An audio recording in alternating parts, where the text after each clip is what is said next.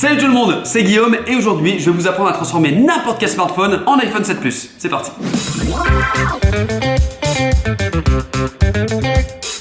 Alors évidemment je ne parle pas d'une transformation physique, cet iPhone 6 restera un iPhone 6, aucune chance qu'il se transforme en iPhone 7. Voilà, ça restera un iPhone 6, de toute façon c'est comme ça. Du coup pour vous montrer que la technique marche, il me faut un iPhone 7 Plus, que je n'ai pas. Voilà, 2 secondes. Ouais Thomas, ouais ça va? Ouais non je m'en fous. Dis-moi, t'as un iPhone 7 Plus ou pas? Et tu serais dispo là pour tourner une petite vidéo? Parce que j'ai besoin d'un iPhone 7 Plus. Ouais, je suis là. Ah bah voilà, bah nickel. Un bon pigeon, attends. Du coup on a l'iPhone 7 Plus, c'est parfait. Hop, jeu d'acteur. Transition. Fabuleux. Si vous l'avez toujours pas compris, on va parler de l'appareil photo de l'iPhone 7 Plus qui permet de faire un flou d'arrière-plan comme cette photo.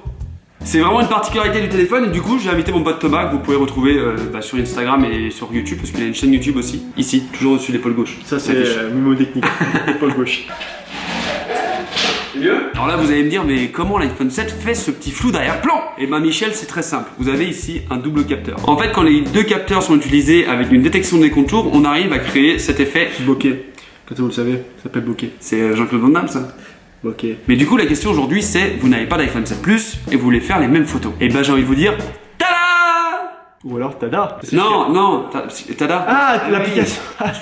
Putain, bien vu. Parce que un truc qui vous dit pas, c'est que ça fait quand même un petit bout de temps que je fais une photo et que du coup il s'était fait bokeh. Et ça fait un petit bout de temps qu'il essaie également de faire pareil. Ça c'est vrai, tu vois. Et il a enfin trouvé un truc et je peux dire que son effet, son application qui va vous expliquer, elle est même mieux que l'iPhone 7 Plus. C'est carrément presque du Photoshop. Alors comment fonctionne cette application? En fait c'est une application basique. Vous pouvez prendre en photo et éditer les photos que vous avez déjà prises. On va partir du principe où vous avez déjà pris votre photo et dans ce cas là on va choisir ce magnifique doigt d'honneur. Là vous voyez vous avez tous les outils de base, donc ajuster, filtre, cropper, etc. On va s'intéresser à Blur. Blur ça veut dire flou en anglais, si tu le savais pas, tu auras une meilleure note en anglais la semaine prochaine. Ici vous avez plusieurs paramètres, soit vous mettez tout flou, circulaire et linéaire, ça c'est un peu comme Instagram, mais nous vraiment ce qui va nous intéresser c'est de créer un masque en haut et l'application va détecter automatiquement les contours que vous voulez remplir.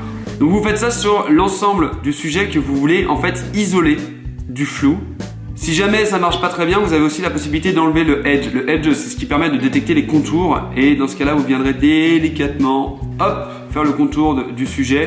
Vous pouvez aussi zoomer pour être encore plus précis. Par exemple, là, on voit que le masque a débordé. Voilà, après avoir fait toute la main, il suffit de retourner vers l'application. Et là, quand vous allez mettre All, vous verrez directement le résultat. Après, je vous laisse libre de modifier, de tester un peu les paramètres. Voilà, donc vous avez le flou, le range, ça c'est quand vous mettez circulaire ou linéaire. Gloss et highlight, c'est vraiment pour quand vous avez des lumières derrière un peu brillantes. Ça vous permet de mettre des choses un peu plus brillantes et de vraiment travailler votre flou précisément. Voilà, donc c'est une application qui marche super bien. Après, vous avez énormément de filtres, etc. comme sur Instagram. Je vous laisse la découvrir parce que pour le coup, c'est vraiment stylé. Ça va?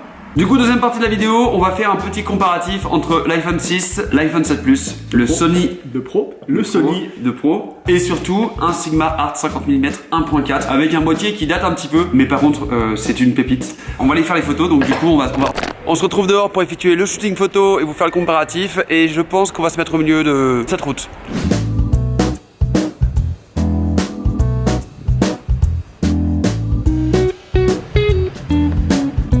Et ben voilà, c'est terminé. On est rentré les amis, cet objectif. Fabuleux, faut le dire. C'est mieux que du porno, je vous le dis. C'est incroyable. On vous met 3 photos. 1, 2, 3, stop.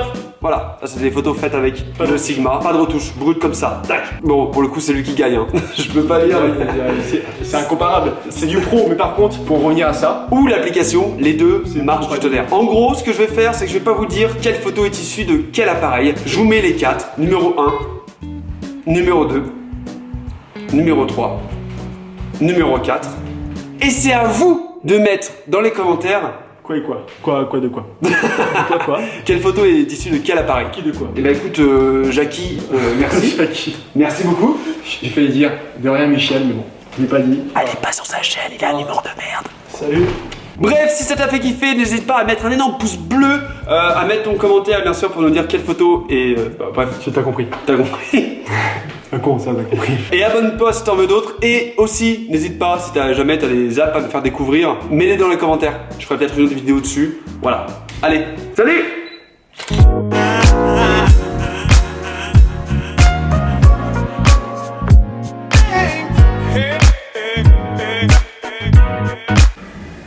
T'es payé par l'app? Non, pas du tout.